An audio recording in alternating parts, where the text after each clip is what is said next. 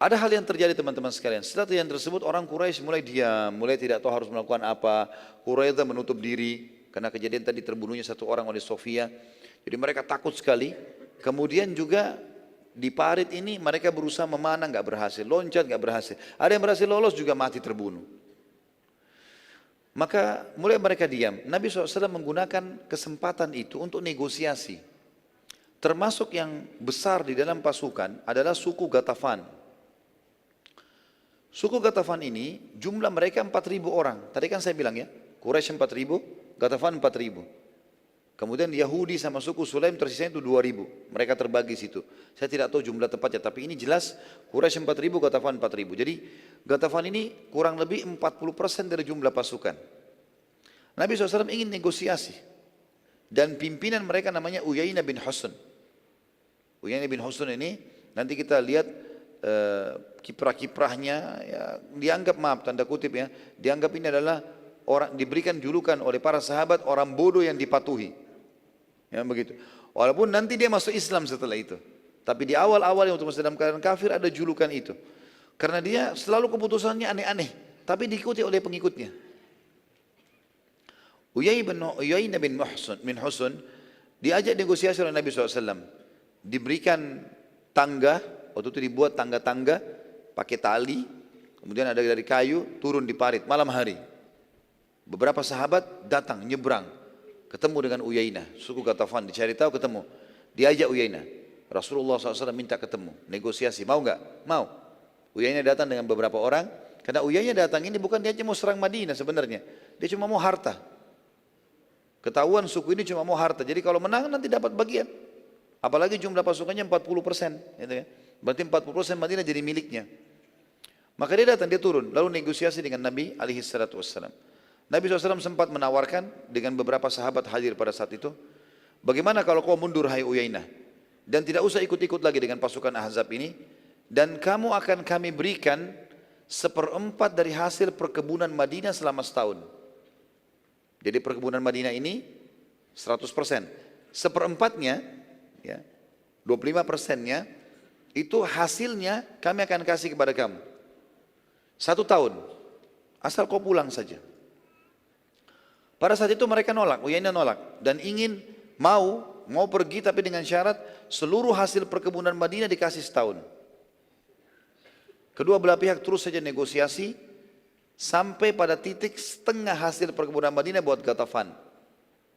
Jadi 100% nggak jadi, 1/4 nggak jadi, setengahnya terjadi negosiasi. Tetapi ini dengan syarat, kata Nabi SAW, dengan syarat orang-orang Ansar setuju. Karena pemilik kebun di Madinah orang-orang Ansar. Ini bukan keputusan saya, ini negosiasi, kata Nabi SAW kepada Uyainah. Kita dengarkan sekarang pimpinan-pimpinan orang-orang Ansar. Waktu itu kebetulan ada Sa'ad ibn Ubadah dan Sa'ad ibn Mu'ad radhiyallahu anhuma, yang tadi diutus oleh Nabi untuk mendatangi benteng Quraidah. Ya. Masih hidup nggak ini? Masih. Ikuti ya. Jangan sampai mukanya serius tapi alam pikirannya kemana. Akhirnya Nabi SAW mengatakan kepada kedua orang yang mulia ini, Sa'ad ibn Ubadah dan Sa'ad ibn Mu'ad, bagaimana pendapat kalian? Tadi kita sepakat seperti ini. Setuju nggak? Setengah hasil Madinah setahun kasih suku Ghatafan. Maka Sa'ad ibn Ubadah radhiyallahu anhu sempat bertanya begini, ya Rasulullah, apakah ini wahyu? Wahyu dari Allah ini yang menyuruh anda mengambil keputusan seperti ini, atau hanya strategi perang saja? Maka Nabi SAW mengatakan bukan wahyu, tapi ini hanya strategi perang. Dan ini juga sebuah pelajaran teman-teman sekalian, tidak semua apa yang Nabi SAW sampaikan itu berarti wahyu langsung. Ya, ada beberapa penyampaian Nabi SAW seperti beliau menanya kabarnya sahabat, ya, atau beliau sedang mengambil sesuatu, meminta tolong kepada seorang sahabat, ini bukan sebuah hukum. Minta tolong saya sesuatu, mungkin ambil air, mungkin apa, itu bukan sebuah hukum. Ya, tapi sahabat kalau patuhi dapat pahala. Maka termasuk dalam strategi perang. Kita juga pernah pelajari di perang Badar waktu itu, kalau masih ingat teman-teman sekalian, sempat Nabi SAW taruh pasukan di tengah-tengah lembah. Lalu beberapa sahabat mengatakan, ya Rasulullah, ini wahyu atau strategi perang? Kata Nabi SAW, strategi perang. Kata para sahabat, ya Rasulullah, setahu kami ini tidak tepat, karena ini musuh akan bisa menyerang kita. Ya, tapi kalau anda mau, kita mundur ke belakang, supaya di belakang kita ada tameng, ada kebun-kebun kurma dan dekat dengan sumur. Kata Nabi SAW, baiklah, dipenuhi waktu itu. Termasuk masalah ini, dan sahabat punya adab, tata krama. Mereka bertanya, Sa'ad berkata lagi pada saat itu, apakah jiwa anda ya Rasulullah ridho dengan ini? Anda mau ini kami kasih setengah hasil kebun kami setahun untuk Ghatafan? Anda sendiri mau? Kami sudah tahu ini bukan wahyu, tapi anda pribadi mau enggak? Kata Nabi SAW, tentu tidak. Tapi keadaan sekarang, kalau 4.000 orang ini pulang, ini tentu bukan di depan Uyainah ya. Uyainah tidak ada. Ini Nabi SAW negosiasi dengan Sa'ad sama ini. Kemudian kata Nabi SAW, tentu tidak. Maka Sa'ad berkata, wahai Rasulullah, saya ingin bertemu dengan Uyainah. Bertemu. Sa'ad ibn Ubadah, Sa'ad ibn Mu'ad, Nabi SAW dan beberapa sahabat saksikan, beberapa suku Ghatafan saksikan. Tadi sudah sampai pada titik setengah kesepakatan. Kata dia, diulangi lagi, ya Rasulullah. Kata Nabi SAW, hai Uyainah, dengarkan keputusannya orang-orang Ansar.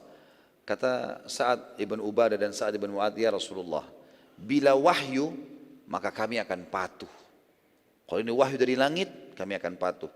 Bila keinginan anda pribadi, kami juga akan memberikan buat anda, terserah anda.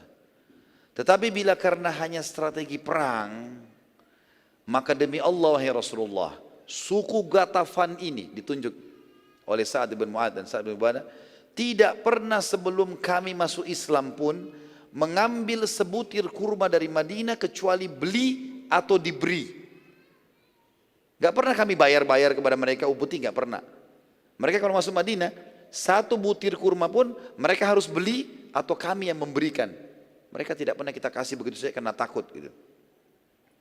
Bagaimana bisa setelah kami dimuliakan oleh Allah dengan Islam, lalu kami memberikan hanya karena perang? Demi Allah, mereka hanya akan mendapatkan pedang-pedang kami. Nah, ini keputusan yang luar biasa, gitu kan?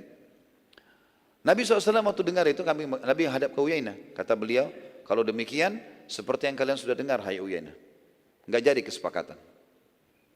Orang-orang pemiliknya enggak mau. Akhirnya Ghatafan pun pulang kembali, bergabung lagi dengan orang-orang Quraisy atau pasukan Ahzab. Suku Ghatafan waktu itu sempat terkejut mendengar keberanian Sa'ad. Dan mereka juga saat itu yakin sekali, yakin setelah sekian puluh hari ya, mengepung Ahzab, dengan pasukan Ahzab mengepung Madinah tidak bisa tembus. Dan mereka tahu siapa Sa'ad ibn Ubadah, siapa Sa'ad ibn Mu'ad. Dan bagaimana suku Aus dan Khazraj dalam peperangan. Mereka tahu. Maka mereka pun terkejut dengan keputusan dan tahu kalau ini serius. Nggak bakal dikasih gitu. Pasukan musuh terus saja berusaha melemparkan anak-anak panah mereka ke arah kaum muslimin, tapi juga tidak berhasil pada saat itu. Sama sekali tidak ada keberhasilan sebagaimana hari-hari sebelumnya.